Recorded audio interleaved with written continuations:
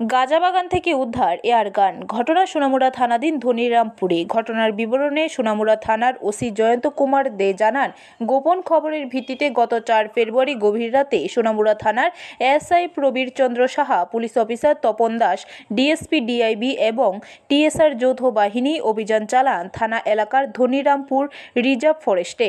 বিভিন্ন চড়াই উতরাই পেরিয়ে রিজার্ভ ফরেস্টের ঘন জঙ্গলে বাগান থেকে তোলা শুকনো গাঁজা এবং প্রায় 65 কেজি বস্তাবন্দি গাঁজা উদ্ধার করে। পাশাপাশি পুলিশি তল্লাশিতে সেখানে থাকা একটি কুঁড়ে ঘর থেকে উদ্ধার হয় একটি এয়ারগান। ভারতীয় প্রযুক্তিতে তৈরি এই এয়ারগানটিকে পুলিশ উদ্ধার করে থানায় নিয়ে আসে। পুলিশের অভিমত, কাছাকাছি থেকে এই এয়ারগানটি থেকে শুট করা হলে যে কোনো ধরনের অপ্রীতিকর ঘটনা ঘটার সম্ভাবনা থাকে। তবে অভিযানে কাউকে আটক করতে পারেনি পুলিশ। এই জাতীয় ঘটনা এলাকায় যথেষ্ট চাঞ্চল্য বিরাজ করছে।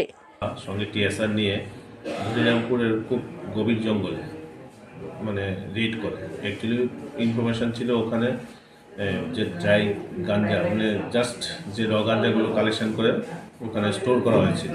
সেই ওই জায়গাতে ডিপ ফরেস্ট ল্যান্ড, ওখানে রেড করে প্রচুর যে গাঁজা ছিল এবং কিছু গানি ব্যাগের মধ্যে ভর্তি করা ছিল।